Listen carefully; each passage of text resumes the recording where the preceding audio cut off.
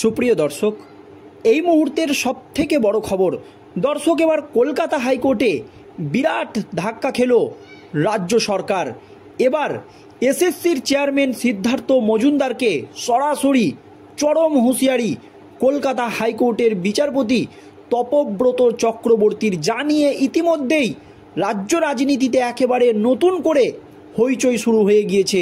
চরম পর্যবেক্ষণ কলকাতা হাইকোর্টের বিচারপতি তপব্রত চক্রবর্তীর। দর্শক, আপনারা জানেন সুপ্রিম কোর্টের নির্দেশে এই রাজ্যের 25 থেকে 26 হাজার শিক্ষক এবং শিক্ষাকর্মীর চাকরি বাতিল হয়ে গিয়েছে, জানিয়ে কার্যত রাজ্য রাজনীতি একেবারে তোলপাড় হয়ে রয়েছে।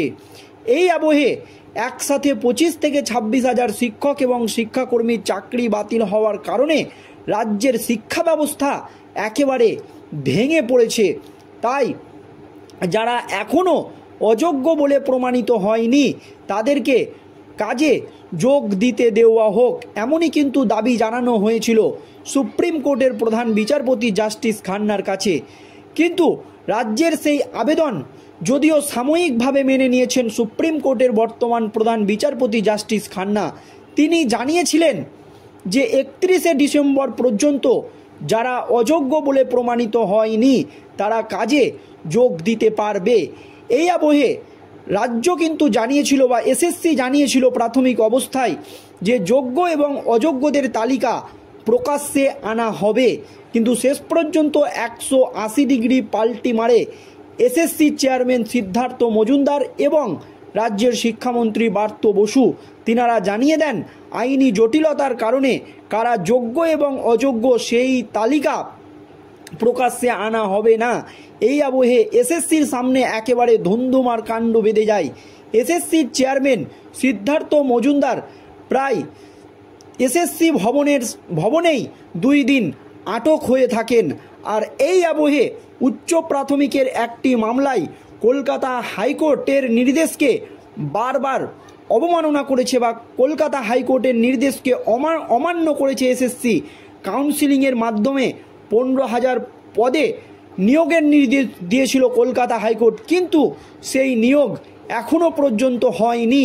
আর এই নিয়ে এসএসসির চেয়ারম্যান সিদ্ধার্থ মজুমদারকে একেবারে চরম হুঁশিয়ারি কলকাতা হাইকোর্টের বিচারপতি তপব্রত চক্রবর্তীর। ঠিক কী হয়েছে আজ কলকাতা হাইকোর্টে দর্শক শুনুন।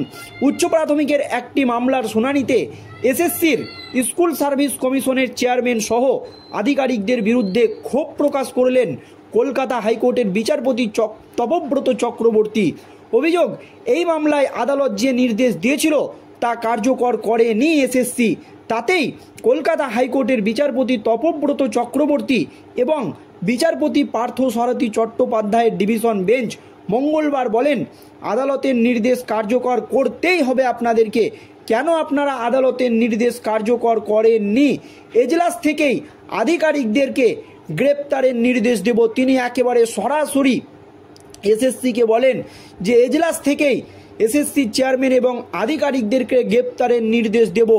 ডেপুটি শেরিফকে ডেকে পাঠান, আগামী 16ই মে মামলা রাখা হবে।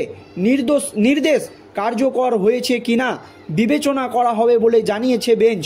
উচ্চ প্রাথমিকের এই মামলায় হাইকোর্ট এসএসসিকে কাউন্সিলিংয়ের মাধ্যমে 15,000 পদে নিয়োগ করার নির্দেশ দিয়েছিল, কিন্তু আদালতের সেই নির্দেশ এসএসসি কার্যকর করেনি বলে হাইকোর্টে অভিযোগ করে এক চাকরি প্রার্থী। সেই মামলাতেই মঙ্গলবার আদালতে হাজির হন এসএসসির চেয়ারম্যান সিদ্ধার্থ মজুমদার এবং আধিকারিকরা। এসএসসির আইনজীবী হাইকোর্টে জানান, আদালত কাউন্সিলিং করে নিয়োগের সুপারিশ করার নির্দেশ দিয়েছিল। সেই মতো এসএসসি প্রায় 9,000-এরও বেশি পদে নিয়োগের সুপারিশ করেছে, কিন্তু বাকি পদে অনুপাতেরও বেশি ধরে রাখা যাচ্ছে না। কিসের সমস্যা হচ্ছে তা উদাহরণ দিয়ে এসএসসির তরফে বুঝিয়ে দেওয়া হয়েছে। মেদিনীপুরের কোনো স্কুলে হয়তো 2 জন শিক্ষকের প্রয়োজন, অথচ সেখানে নিয়োগ করার মতো কাউকে পাওয়া যাচ্ছে না। কোনো স্কুলে বাংলা বিভাগে 3 জন শিক্ষকের প্রয়োজন, অথচ সেখানে যোগ্য রয়েছে 10 জন। এসএসসির আইনজীবী জানিয়েছেন এই সমস্যার কারণেই বাকি পদে নিয়োগের সুপারিশ করা যায়নি। বিচারপতি তপব্রত চক্রবর্তী এবং বিচারপতি চট্টোপাধ্যায়ের ডিভিশন বেঞ্চের পর্যবেক্ষণ এবং এসএসসিকে চরম হুঁশিয়ারি দিয়ে কলকাতা হাইকোর্টের বিচারপতি চক্রবর্তী বলেন, এখানে কোনো রকম অজুহাত আপনারা দেখাবেন না। কেন কার্যকর হয়নি নির্দেশ, তাহলে কিভাবে কাউন্সিলিং করলেন, আপনার কি ক্ষমতা রয়েছে জানার দরকার নেই। আদালতের নির্দেশ পালন করতে হবে। এখান থেকেই আধিকারিকদের গ্রেপ্তারের নির্দেশ দিব। একেবারে চরম পর্যবেক্ষণ। এবার যদি আপনারা কলকাতা হাইকোর্টের নির্দেশকে অবমাননা করেন, তাহলে এখান থেকেই আপনাদের আধিকারিকদেরকে গ্রেপ্তারের নির্দেশ দেব। একেবারে এসএসসির চেয়ারম্যান সিদ্ধার্থ মজুমদারের সামনেই এই হুঁশিয়ারি কলকাতা হাইকোর্টের বিচারপতিদের। এরপরেই বিচারপতির বেঞ্চ ডেপুটি শেরিফকে ডেকে পাঠায়। এসএসসির আইনজীবী অনুরোধ জানিয়ে বলেন, আমাদের কথা শুনুন। এরপরই কলকাতা হাইকোর্টের বিচারপতি তপব্রত চক্রবর্তী বলেন, এতদিন গেল নির্দেশ কার্যকর হয়নি। আগামী 16ই মে মামলা রাখা হবে বলে জানিয়েছে ডিভিশন বেঞ্চ। নির্দেশ কার্যকর হয়েছে কিনা তা বিবেচনা করা হবে বলে জানিয়েছে তারা। আর নির্দেশ কার্যকর না হলে একেবারে এজলাস থেকেই আধিকারিকদেরকে গ্রেপ্তার করা হবে।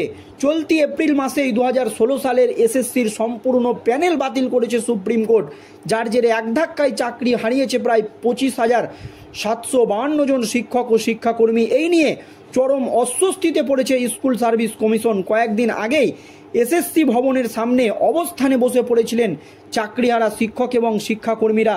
অফিসে বন্দি থাকতে হয়েছিল চেয়ারম্যান সহ একাধিক আধিকারিকদেরকে। আর সেই রেস কাটতে না কাটতেই এবার বড় হুঁশিয়ারি দিল হাইকোর্ট। এসএসসি চেয়ারম্যানকে গ্রেপ্তারের হুঁশিয়ারি বিচারপতি তপব্রত চক্রবর্তীর ডিভিশন বেঞ্চের। বর্তমানে স্কুল শিক্ষকের একাধিক পদে নিয়োগ নিয়ে উচ্চ আদালতে মামলা চলছে। উচ্চ প্রাথমিক নিয়োগ সংক্রান্ত মামলায় যেমন বুধবার এজলাসে ডেকে পাঠানো হয়েছিল এসএসসির অর্থাৎ স্কুল সার্ভিস কমিশনের চেয়ারম্যানকে। জানা যাচ্ছে হাইকোর্টের নির্দেশ সত্ত্বেও ভূগোলে নিয়োগ না পেয়ে আদালত অবমাননার মামলা করা হয়। কমিশনের তরফ থেকে জানানো হয়, সংশ্লিষ্ট বিষয়ে ওবিসি পদ না পাওয়ার কারণেই নিয়োগ হয়নি।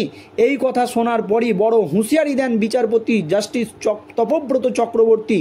তিনি বলেন, এটা স্কুল সার্ভিস কমিশনের ভুল, তার দায় কমিশনের। এজলাস থেকেই গ্রেপ্তার করে চেয়ারম্যানকে জেলে পাঠাবো। হাইকোর্ট এদিন বলেন, উচ্চ প্রাথমিক নিয়োগের ক্ষেত্রে উচ্চ আদালতের ডিভিশন বেঞ্চের নির্দেশ সুপ্রিম কোর্ট সিলমোহর দিয়েছে, তা সত্ত্বেও যোগ্য বলে একজন চাকরি পাননি।